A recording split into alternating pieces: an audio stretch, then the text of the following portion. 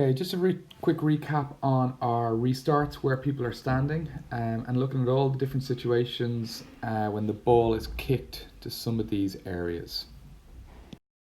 The first area that we'll look at is in around this zone here with Valley and Emmett looking to clear up this. So if Emmett catches it, he's in a position to kick it if needs be, if he has time and if there's space.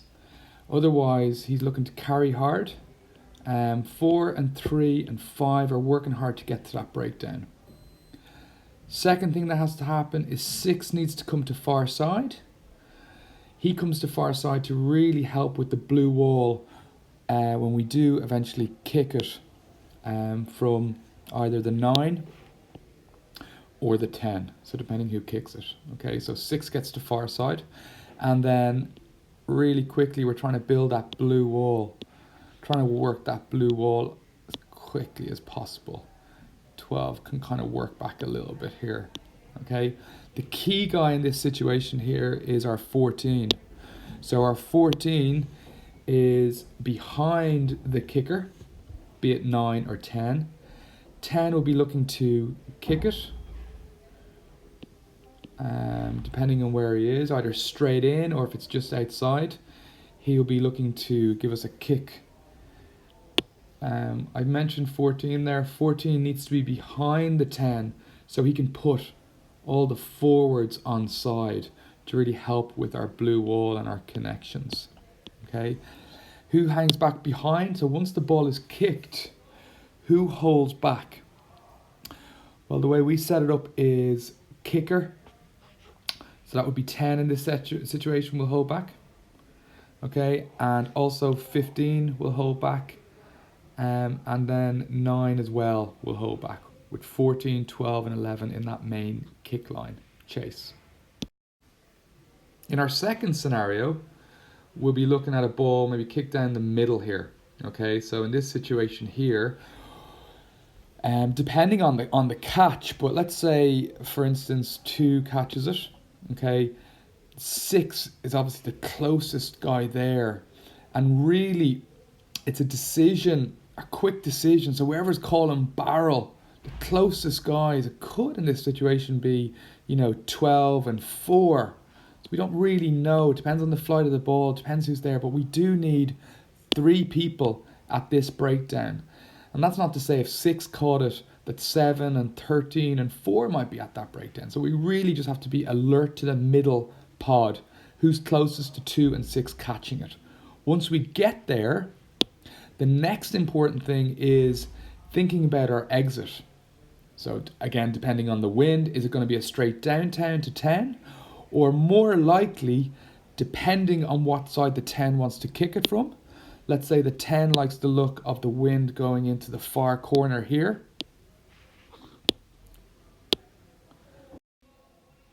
So we mentioned about the 10 wanting to kick it to this far corner here. Okay, so that's the area that he has in mind. So in this situation here, I think we said that we'd have Danny would be in that area and Connor would be out here. So in this situation here, we're trying to work around. So we should be really quickly trying to get into that position here, trying to get to the 15, because we know our 10 likes to kick from the 15. So that's that line there. Okay. So in this situation here, we might have a minus, an 8 and a 7. The 3 and the 5 are really working to get around as well. Okay. Let's say we take it in there. Okay. So the ball is at this breakdown here. And then from here, what happens?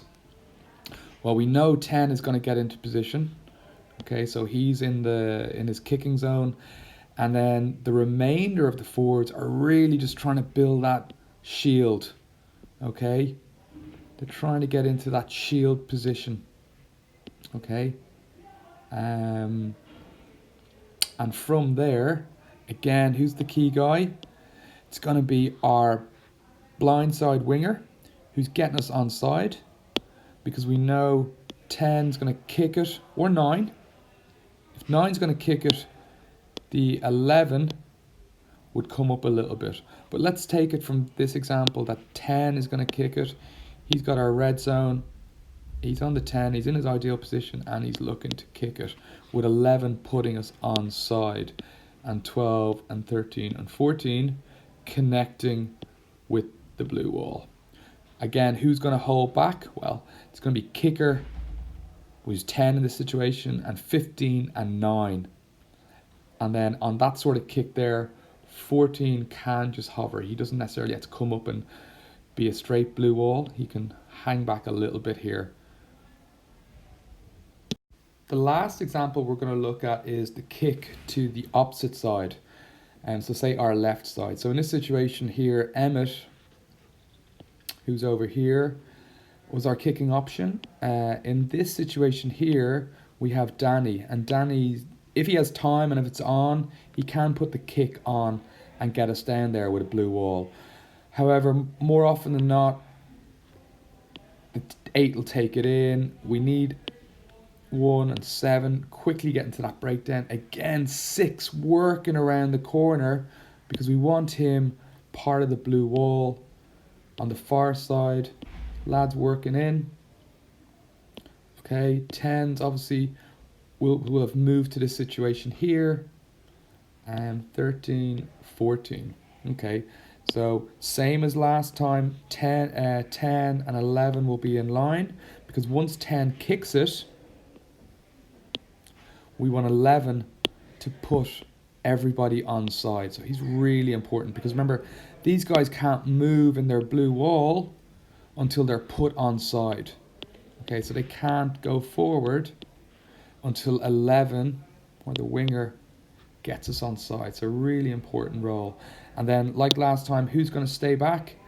Well, we would like to see our kicker stay back, our 15 will stay back, and then our 9 will kind of hover in between the blue wall for any chips that go over our blue wall. Okay, we'll just watch a quick clip of Australia, New Zealand. So let's watch it through. They catch, support clears it out, 9's looking for 10, and we get the clearance kick. Okay, very similar to what we're looking for. See another kickoff option. Forward catches it, good carry, clear out, and this time here it's sort of a Sari's clearance. So 9 is getting the kick away in this example with a good follow up. So they've made maybe a 20-meter gain there. Okay, another example here from Australia. What New Zealand do, what's interesting about this is the 10 isn't happy with the positioning here, so he wants an extra phase. So he'll punch it with the forwards. This will give him a better platform in which to go downtown. So he's happier with that angle.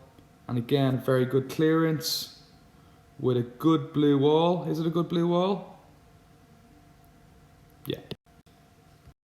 Okay, so this is the last example, and what's interesting about this is the theme. So they're always trying to get to maybe that 20-meter zone, whereas we're trying to get to the 15. Okay, we're trying to get to the 15. Okay, whereas they want to get to the 25 or so. So that's the big difference there between the two. Okay, better kicking platform with his shield and a good clearance kick.